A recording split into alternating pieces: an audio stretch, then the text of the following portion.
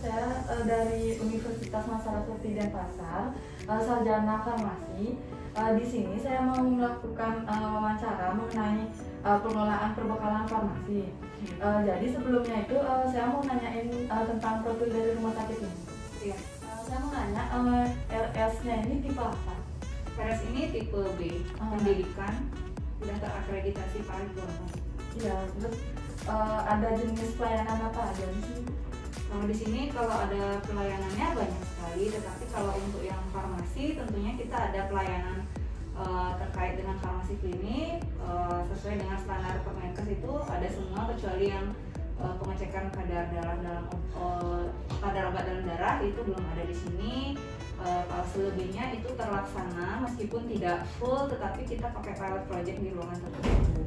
Kalau untuk pengelolaan tentunya semua dari awal dari pemilihan sampai pelaporan dan administrasi kita lakukan sesuai dengan arahan di Permenkes 7 2016. Kalau boleh tahu di sini tuh ada berapa apoteker? Apoteker yang ada di fungsional berarti ada di instalasi farmasi, termasuk kepala instalasi ada 8 orang. Terus apakah ada struktur organisasinya?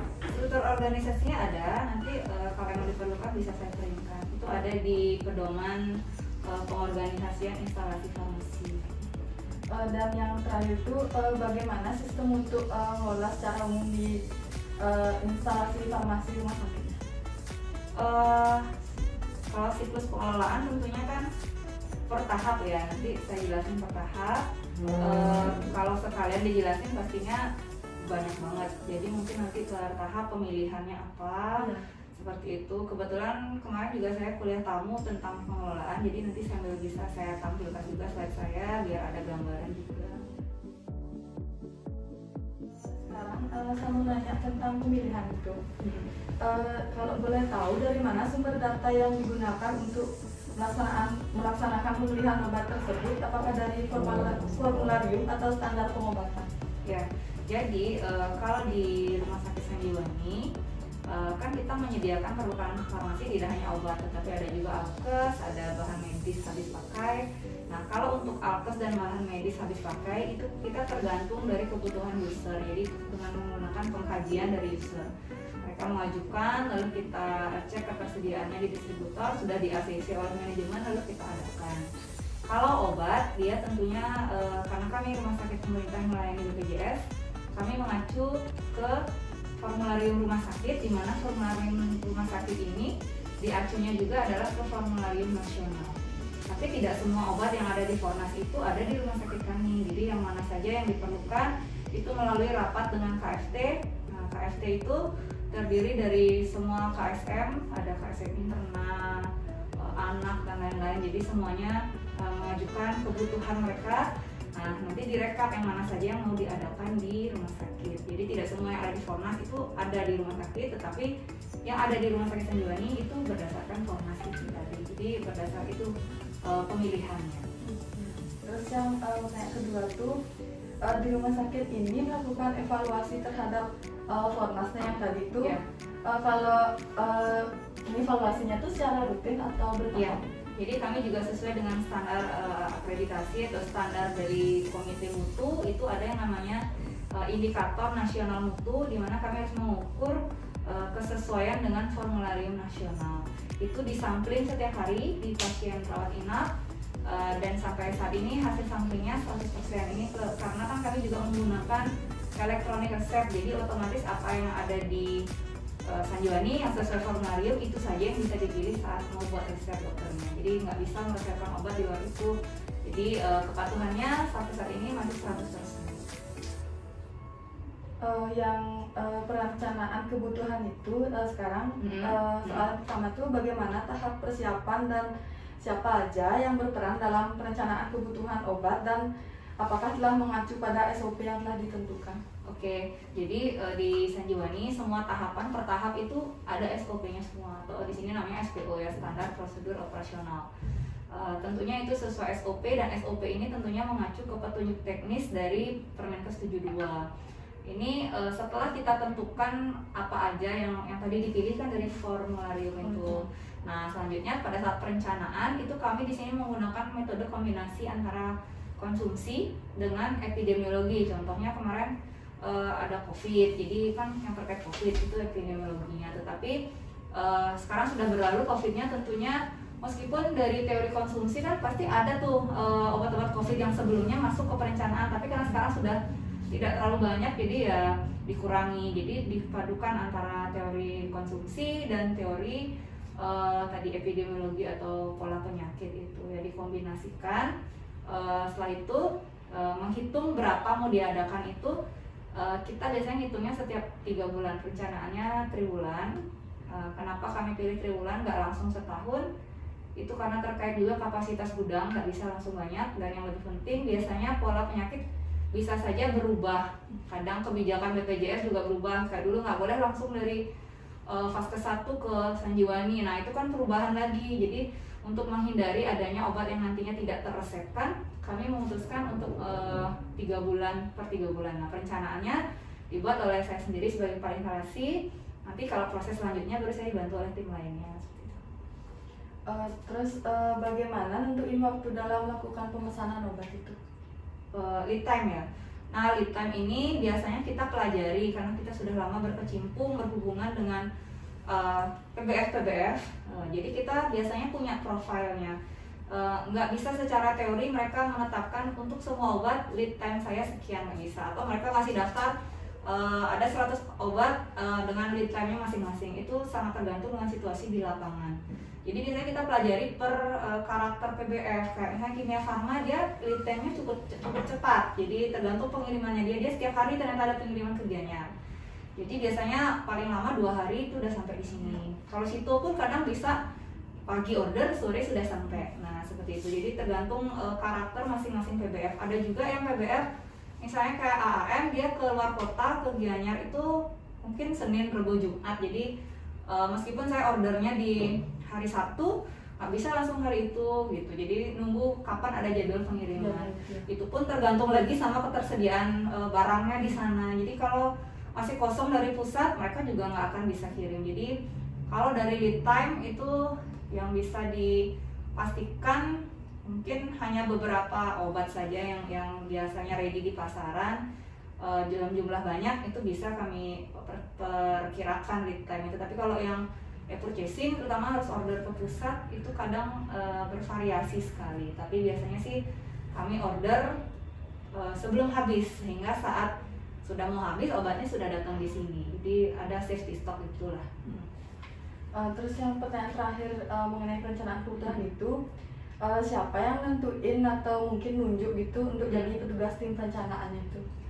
Kalau itu memang sudah tupoksi atau tugas dan fungsi saya sebagai kepala instalasi.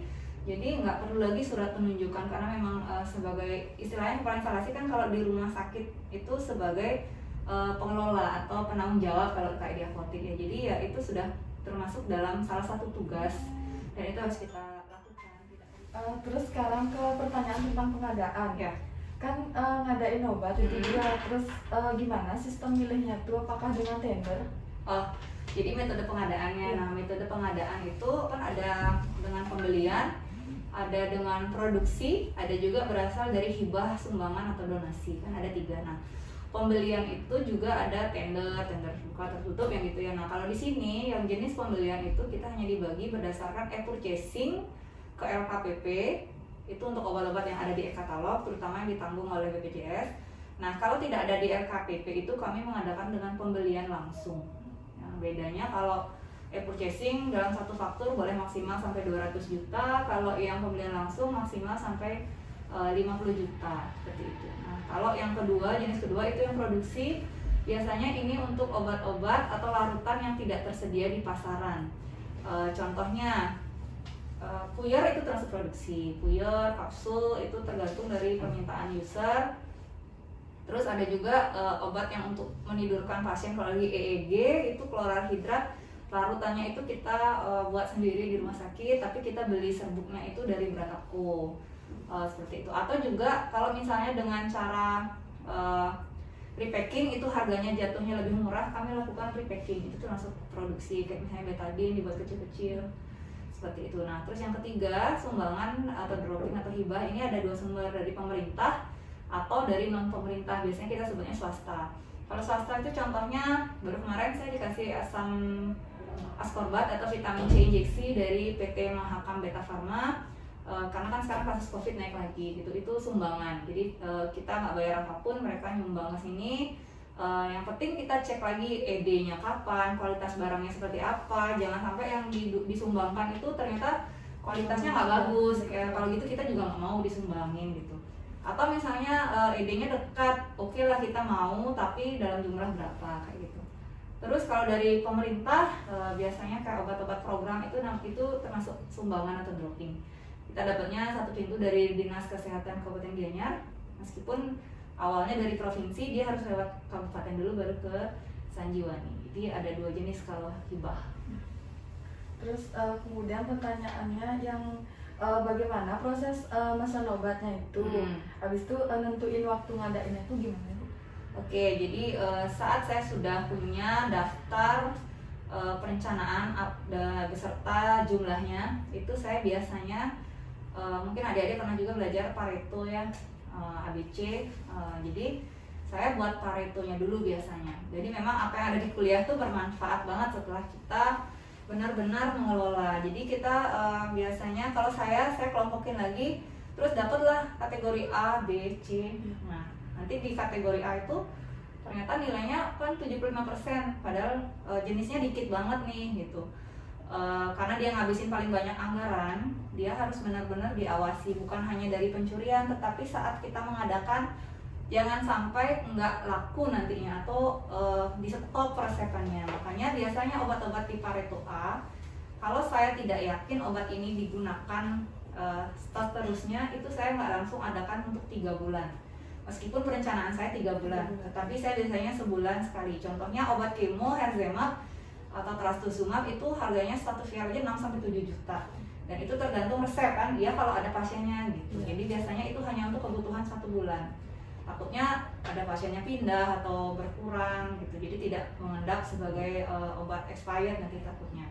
Selain itu, meskipun saya yakin pasti habis nih gitu. Contohnya ada sirup erdostein, itu laku banget, pasti habis. Jadi boleh nggak saya langsung 3 bulan? Jadi saya nggak langsung 3 bulan. Kenapa? Karena kapasitas gudang saya tidak mencukupi.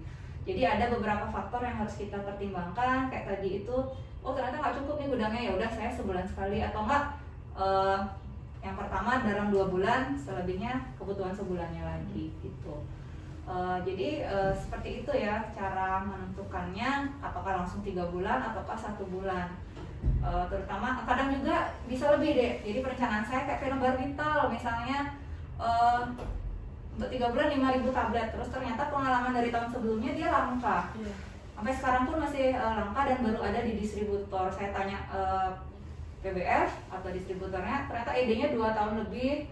Saya berani nyetok untuk setahun. Jadi kadang apa yang kita adakan itu bisa melebihi atau kurang dari perencanaan. Jadi sangat tergantung dengan situasi di lapangan. Kadang saya pernah juga semua kosong, levofloxacin infus kosong. Terus ada satu PBF dia punya, tapi ED-nya dekat Bu, 6 bulan gitu. Jadi tidak ada aturan kalau kurang dari 2 tahun nggak boleh diterima, itu nggak ada. Itu kan bego artis saja ya.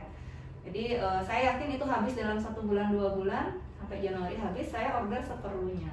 Karena kita kan harus tetap berpedoman pertama itu pada pelayanan pasien, jangan sampai nggak ada. Hanya gara-gara ED-nya Juni 2023 saya nggak mau gitu kan, nggak cocok gitu. Jadi nggak ada ketentuan harus ED kapan gitu ya. Kemudian sekarang saya mau nanya tentang penerimaannya.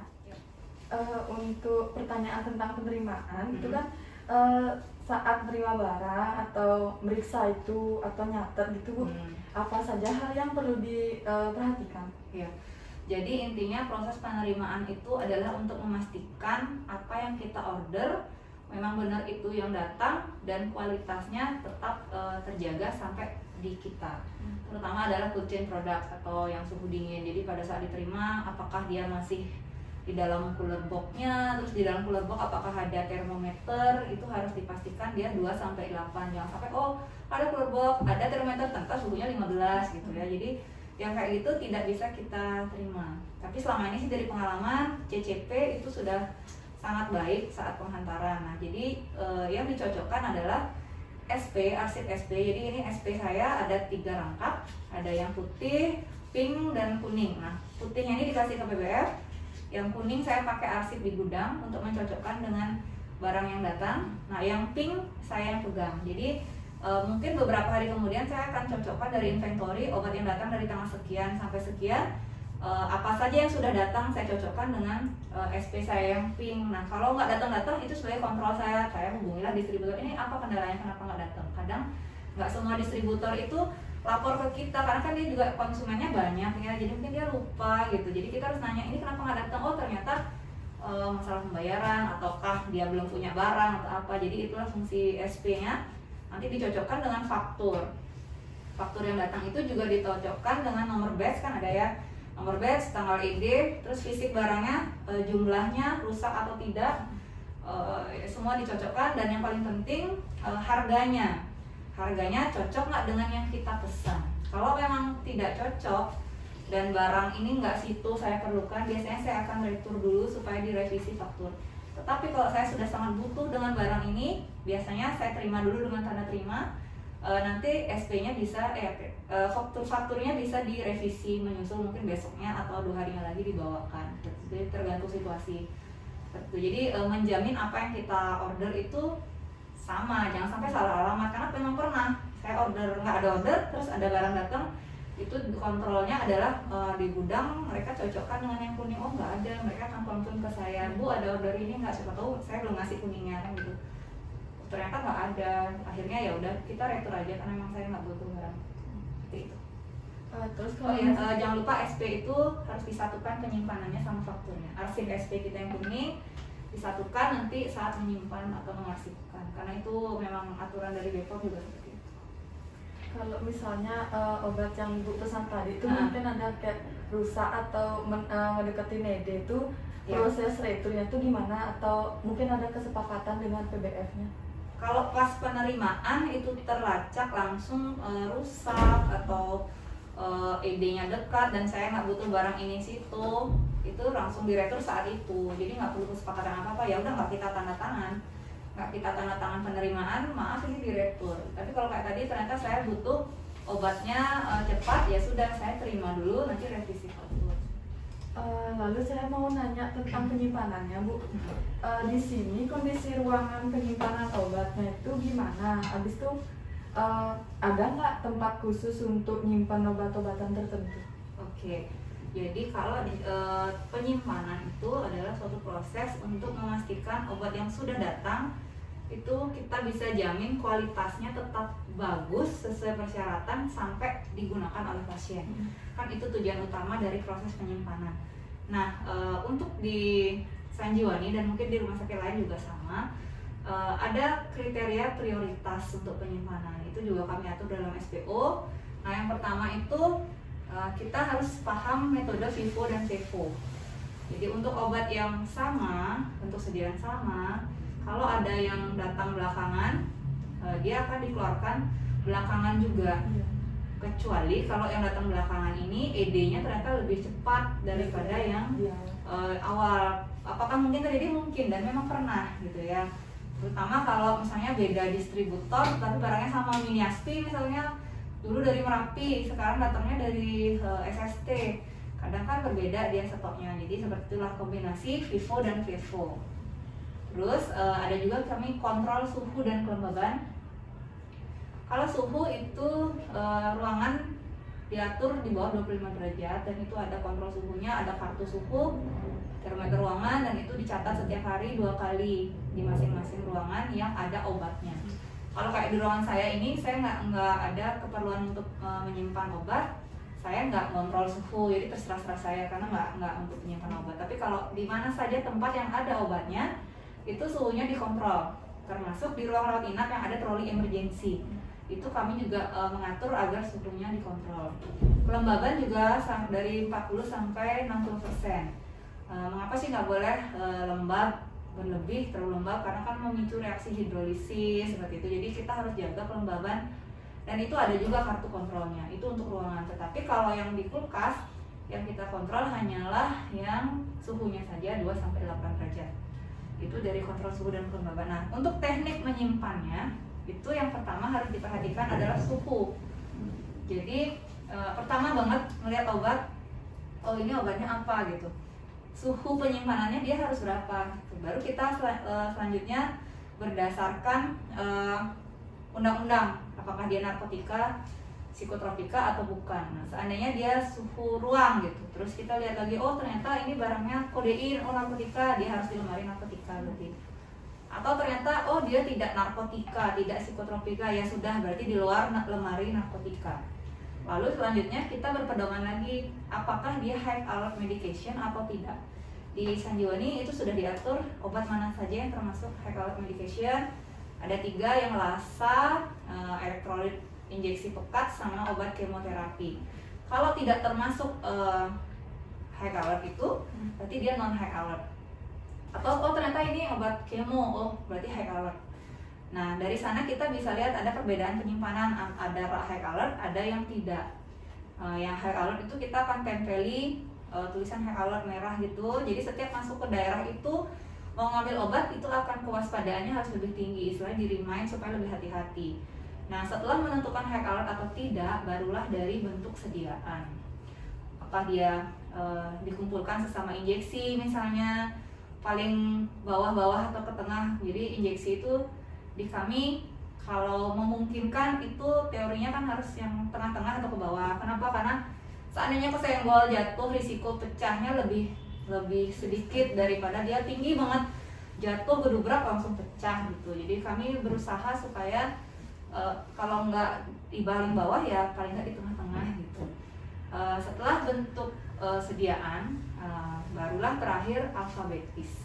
Jadi teknik alfabetis itu di sini paling akhir banget. Dan kadang juga obat yang lasa kayak misalnya yang multiple strength, captopril ada 12,5, 25 sama 50, itu dia aturannya tidak boleh berdampingan. Jadi harus disela oleh obat lain yang meskipun tidak berurutan alfabetis akhirnya. Jadi alfabetis itu pilihan terakhir dan kadang bisa juga tidak diterapkan. Iya. Yang terakhir itu cara nyatet stok obatnya itu gimana Ibu? Oke, kalau kami di sini hampir 100% sudah menggunakan sistem informasi ya. Jadi hampir nggak ada lagi yang mencatat manual kecuali obat-obat tertentu yang memang diminta laporan berbeda oleh dinas kesehatan. Karena kebetulan Sanjiwani punya tim IT sehingga kalau ada laporan yang memang nantinya akan rutin, itu kami bisa mengajukan usulan. Kami perlunya laporan A, formatnya nomor, nama pasien apa. Jadi kami ajukan, nantinya akan dibuatkan semacam link gitu. Jadi tinggal klik langsung. Jadi pencatatan kami melalui sistem informasi. Lalu saya mau nanya tentang pendistribusian. Gimana proses nyerahin obat ke pasiennya itu, terus informasi apa aja sih yang diberiin saat nyerahin obat itu ke pasiennya? Oke. Kalau untuk pendistribusian itu kan ada 3 macam kami. Ada yang individual prescribing, jadi pasiennya langsung ambil obat untuk beberapa hari gitu ya. Contohnya pasien poliklinik dan pasien UGD, itu dia ambil ke sini sendiri pasiennya. Nah kalau yang situ dia pasiennya harus cepat. Kami di sini ada namanya pneumotic tube, jadi dimasukkan ke tabung, dikirim ke poli itu langsung. Terutama kalau UGD dia paling sering pakai pneumotic tube itu. Nah kalau pasiennya rawat inap, dia menggunakan UDD atau unit dose dispensing. Tapi ini masih termodifikasi. Modifikasinya itu adalah pada saat menyerahkan belum bisa apoteker yang nyerahin. Tetapi kami di farmasi sudah menyiapkan dosis pagi berbeda dengan kemasan yang untuk siang, kemasannya malam beda lagi. Jadi nanti perawat tinggal menyerahkan sesuai dengan warna klip itu. Ya, yang putih pagi, siangnya merah, malamnya biru gitu. Jadi kami sudah bedakan. Jadi dia dengan UDD. Nah untuk yang satunya itu yang floor stock, itu kami juga ada floor stock, yaitu berupa troli emergency. Nah troli emergency ini di Sanjiwani saya rasa sudah dikelola dengan sangat baik. Jadi kami pengelolanya dua arah. Jadi dari farmasi juga mengontrol, dari ruangan juga wajib lapor kalau mereka sudah memakai. Jadi di SPO itu jelas diatur bahwa apabila dipakai 1 kali 24 jam, ruangan harus lapor segera ke farmasi.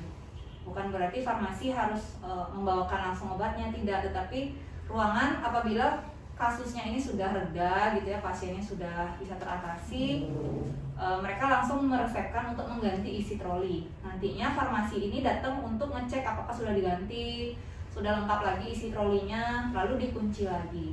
Tujuan dikunci adalah memastikan obatnya ini masih utuh sesuai saat dicek gitu, karena begitu tidak dikunci itu tidak ada jaminan sudah tidak ada perubahan isi. Nah, kalau dari farmasi itu kami ada jadwal 1 bulan sekali, masing-masing troli punya PIC masing-masing, itu harus dicek pas ke sana terkunci atau tidak. Jadi ada formatnya, terkunci atau tidak. Kalau misalnya tidak terkunci, ada lagi pertanyaan yang harus dijawab gitu. Jadi itu jenis-jenis pendistribusian. Tadi apa ya, informasi ya? Iya. Kami juga ada SPO pemberian informasi obat. Dia ada informasi tertentu yang harus minimal diinformasikan kepada pasien. Jadi nggak yang semua sampai efek samping yang gimana-gimana yang ternyata dia jarang gitu, itu juga diinfokan, itu tidak ya. Sebentar ya, saya carikan SPO-nya. Jadi yang paling harus dicocokkan adalah identifikasi pasien dulu. Kalau sudah benar itu pasiennya, baru kita mulai untuk menjelaskan obatnya.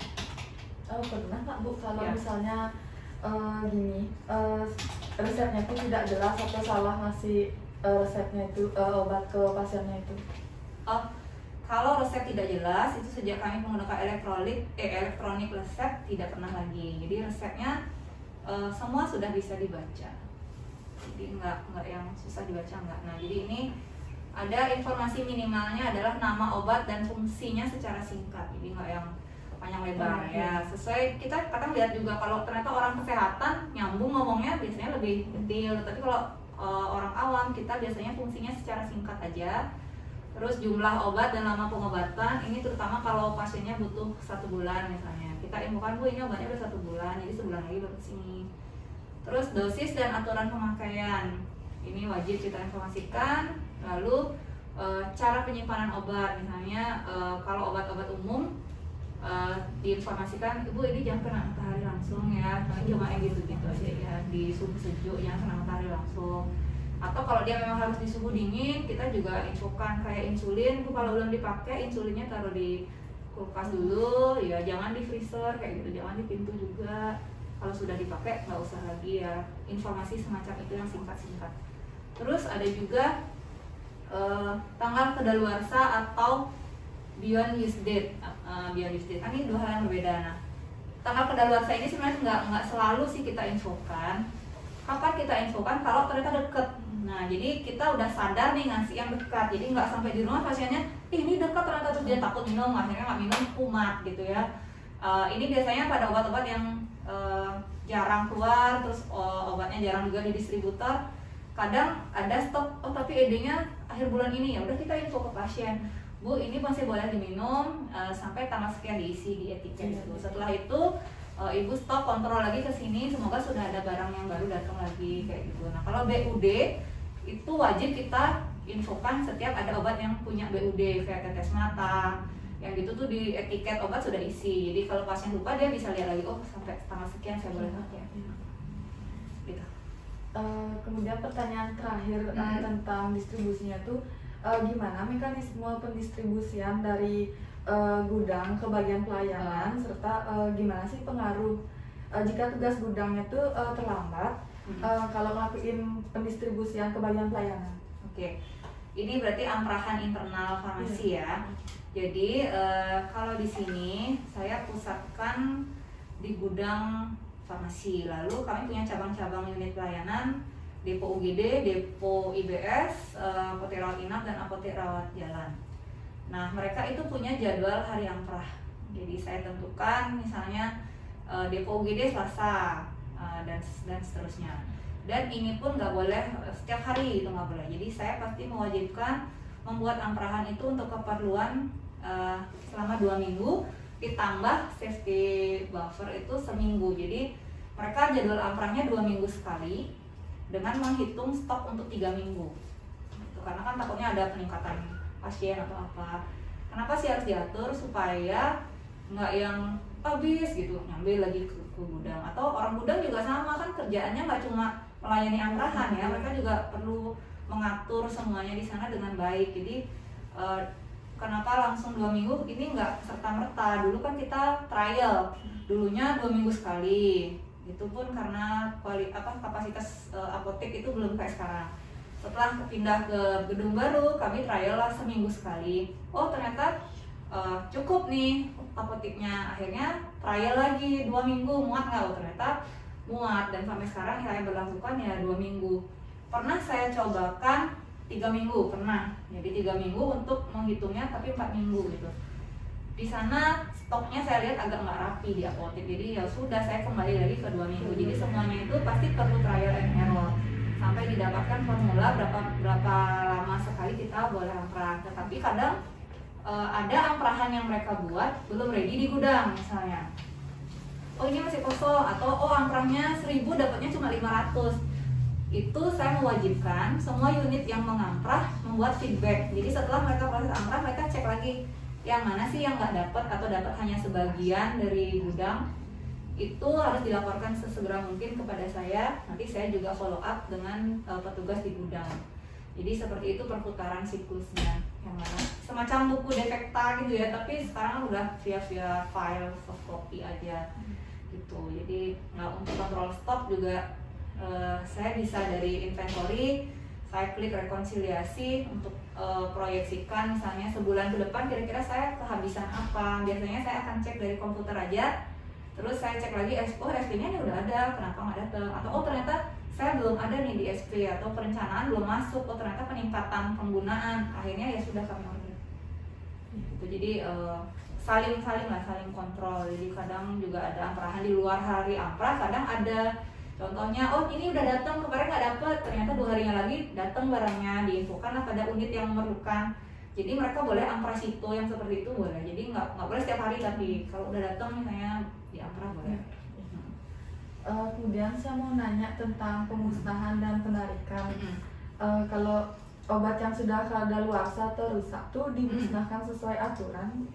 Ya, jadi untuk pemusnahan itu tentunya risiko kerugian ya dari rumah sakit. Saya sebagai kepala instalasi tentunya mengusahakan tidak sampai ada barang yang expired atau rusak gitu. Jadi saat penerimaan dan penyimpanan itu benar-benar harus sesuai SPO gitu. Nah seandainya ada yang expired, zaman dulu pernah itu expired, dan itu kita laporkan kepada bagian keuangan, nanti melapor ke direktur juga lapor ke pengawas dari Pemda, karena ini kan rumah sakit milik Pemda ya. Ya jadi nanti ada saksinya, inspektorat juga menyaksikan, dari dinas juga, terus dari mana ya, gudang material sebagai pemegang inventaris juga. Jadi beberapa saksi, dibuatkan berita acara. Nantinya obat ini diserahkan kepada pihak ketiga untuk dimusnahkan, dengan terlebih dahulu kemasannya dirusak dulu. Jadi ada saksinya. Kalau misalnya resep di atas 5 tahun itu udah dimusnahin sama rumah sakit ini, kemudian atau kurang dari 5 tahun dimusnahkan? Kalau resep ini di atas 5 tahun kita baru musnahkan. Kita rekap, jadi kita setiap bulan dibawa ke gudang arsip resep. Meskipun sudah pakai elektronik resep, tetapi elektronik resep itu kan kita print karena harus ada bukti telaah atau pengkajian dari apoteker. Nah itu ada yang disimpan arsipnya gitu. Setelah misalnya lebih dari 5 tahun itu akan dimusnahkan. Saksinya enggak sih sampai inspektorat itu. Yang penting tidak ada kasus, karena kan kenapa sih 5 tahun? Karena takutnya ada kasus perlu ngelihat lagi resep kayak gitu kan, biar masih ada. Nah selama ini sih belum pernah ada kasus seperti itu, dan kalau dimusnahkan pun dia ada saksi-saksi juga. Yang musnahin itu siapa biasanya Bu? Maksudnya rumah sakit? Oh rumah sakit. Ya dari rumah sakit kita punya si insinerator gitu.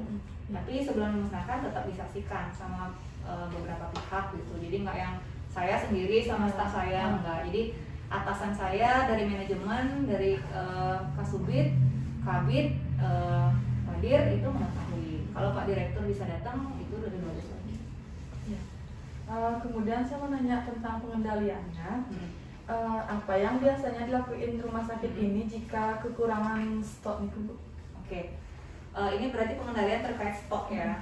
Nah, stok ini sangat unik ya. Kadang kita udah buat perencanaan dengan semua metode ideal, sudah bagus, tetapi di lapangan ternyata kosong gitu. Nah, itulah tantangannya. Di sana contohnya saat ini abu anti bisa ular. Itu kan obatnya lumayan ini ya, diperlukan kalau ada gigitan ular, life saving lah.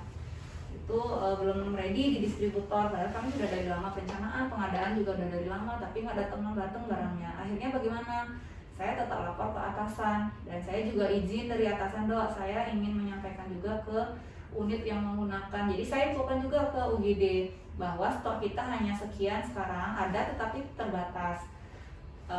Tolong kalau memang benar-benar butuh, karena kan katanya nggak semua gigitan ular tuh perlu anti bisa ular gitu, jadi mohon lebih selektif, jadi nggak yang setiap gigitan kasih langsung. Iya, jadi di sanalah komunikasi yang efektif diperlukan dari farmasi kepada usernya. Pernah juga dulu kayak Tetaga memang kosong di distributor, stok menipis gitu. Akhirnya kami komunikasi lagi dengan KSM Bedah, jadi mohon lebih diseleksi yang mana saja yang benar-benar membutuhkan Tetaga. Dan sampai pada akhirnya udah mau habis banget, jalan satu-satunya adalah berusaha meminjam dari RS lain yang kita bekerja sama, atau saya kemarin minjamnya sama dinas kesehatan kalau mereka punya stok. Kalau mereka stoknya banyak, diperbolehkan kita meminjam. Akhirnya kemarin saya sempat pinjam ke rumah sakit lain sedikit, terus ke dinas kesehatan sedikit. Setelah datang seminggunya stok saya datang, saya kembalikan. Jadi biasanya seperti itu kalau obatnya tidak bisa diganti. Tetapi kalau misalnya obatnya bisa diganti atau disubstitusi, itu kami juga akan konsul dan menginformasikan kepada dokter. Iya, jadi misalnya apa ya, Sulfastatin, Dok, maaf nih Dok, masih kosong distributor gitu contohnya. Habis itu kalau order yang merek lain itu ada sih generic tapi harganya lebih tinggi Dok dari harga klaim misalnya gitu. Jadi dokter juga nggak mungkin memaksakan. Jadi kerugian rumah sakit, oh ya sudah, apa yang ready sekarang mesti gitu. Oh ada Dok yang long ini penggunaannya apa namanya itu ya, efektif dalam waktu lama itu ada atorvastatin gitu. Kalau yang lebih pendek masa kerjanya ada yang simvastatin gitu, ya sudah diganti ke atorva akhirnya. Jadi ada yang disubstitusi, ada yang kalau nggak bisa diganti ya kita usahakan. Ada nggak yang benar-benar nggak bisa diapain? Ada. Jadi kayak Catapres injeksi clonidin isinya itu memang dari distributor kosong dan di semua rumah sakit udah nggak punya. Jadi kita juga komunikasikan ke dokter, infokan baik-baik bahwa memang kosong, surat kekosongannya kita infokan. Oh begitu. Jadi dari awal mereka sudah mencarikan second choice gitu. Nggak sampai pasien nggak tertangani gitu. Terus kemudian berapa bulan ngelakuin stok opname nih ke Bu? Untuk stok opnam kita kebetulan ini setiap bulan sekali melakukan, tapi karena sambil pelayanan biasanya kita akan cicil ya. Cicilnya dalam artian setiap hari ada aja yang disampling. Jadi pas stoknya tidak bergerak, di komputer berapa, barangnya berapa gitu. Jadi kita metodenya sampling dilakukan tidak hanya dalam satu hari, karena dulu kami stok opnam dulu baru pelayanan, akhirnya pasiennya lama sekali baru tertangani dan bisa sampai sore kami pulang, kan kasihan juga pasiennya. Akhirnya ya kami metodenya seperti itu, pengendalian stoknya disampling setiap hari. Misalnya hari ini kan ada banyak staf tuh di rawat jalan, ada 8 misalnya orang. Mereka punya tanggung jawab berat masing-masing, jadi terserah mereka yang mana mau di sampling hari ini, besok yang mana, jadi seperti itu.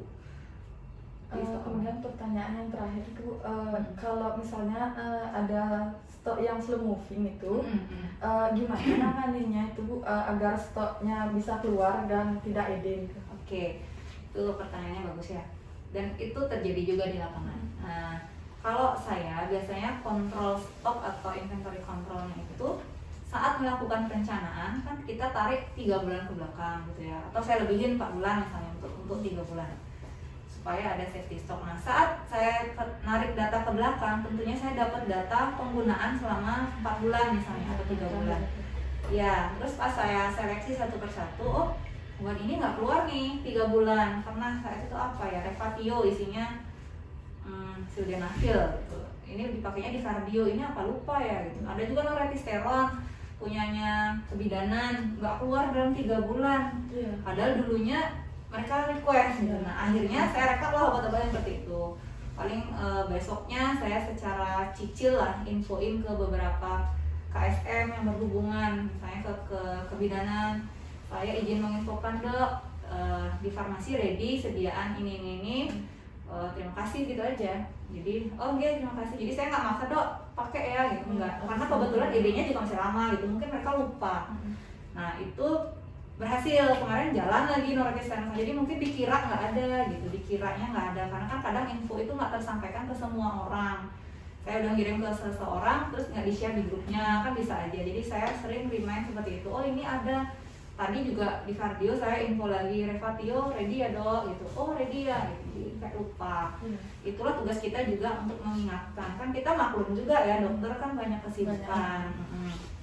Terus apa lagi ya, yang seandainya ED-nya dekat nih gitu ya, emang pasiennya ada juga tapi mungkin barang kita banyak. Ini pernah juga terjadi contoh enoxaparin injeksi itu peninggalan zaman COVID. Nah waktu COVID kan kalau hasil analisa kekentalan darahnya sekian pakai yang 0,4 kan gitu ya, ada dia katanya guideline-nya. Akhirnya waktu itu banyak lah mengadakan yang 0,4 banyak, yang 0,6 juga banyak. Ternyata COVID mereda, akhirnya stok saya yang 0,4 masih banyak. Saya juga diskusi dengan DPJP atau dokter, dok kenapa nih nggak dipakai-pakai gitu ya. Ternyata berat badan yang dipakai acuan, kan kebanyakan 60 kilo atau sekitaran itu, makanya yang laku atau yang resepnya banyak itu yang 0,6. Akhirnya diskusi lah sama dokter, dok gimana bisa nggak yang 0,4 dipakai 1,5 daripada nanti bener-bener jadi kerugian, mending kita pakai kebuang dikit lah dosisnya kayak gitu. Jadi dokter mau dan sekarang sudah perlahan mau jalan supaya tidak sampai ada stok yang ED. Kalau mendekati ED pun saya pasti hubungi penyedianya, boleh nggak ini diretur, syarat returnya apa kayak gitu. Terus yang terakhir itu saya mau nanya tentang administrasinya.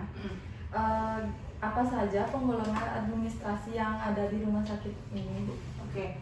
Administrasi kan kalau tadi sebenarnya sudah semua dihandle oleh sistem informasi, tetapi kalau administrasi yang keluar dari instalasi farmasi itu misalnya laporan stok, saya laporkan kepada atasan setiap bulan. Jadi setiap akhir bulan berapa sih kita punya stok gitu, nilainya berapa. Terus ada juga laporan narkotika dan psikotropika itu sebulan sekali. Ada lagi laporan pelayanan farmasi klinik itu juga sebulan sekali, tapi itu semua via link juga, nggak yang harus kita ngirim surat kemana. Tadi Bu kan ada bilang tentang yang psikotropika sama narko dan psiko. Kalau misalnya salah dia ngeluarin gini tidak sesuai nih gimana? Apa ada sanksi atau denda? Kalau selama ini sih nggak pernah dikenakan sanksi atau denda, dan kebetulan karena kita pakai sistem jadi otomatis cocok sama sistem. Jadi karena kita buat laporannya sesuai dengan sistem informasi, jadi ya cocok ya datanya. Belum pernah sih ada datanya salah atau misalnya di sana stok akhir kami 50 terus sekarang jadi stok awalnya 60, belum pernah. Karena kan itu otomatis juga, otomatis terisi untuk stok awal bulan sekarang pasti sudah otomatis dari stok akhir bulan lalu. Jadi nggak pernah sih, belum pernah salah. Udah Ibu, udah habis. Udah, ya. Semoga bisa menjawab ya di semua pertanyaan itu. Semoga jadi ada gambaran lah bagaimana pengelolaan obat di rumah sakit. Kalau emang ada kekurangan, saya mohon maaf ya, keterbatasannya segitu aja yang ada di sini ya. Ya, kasih Bu ya.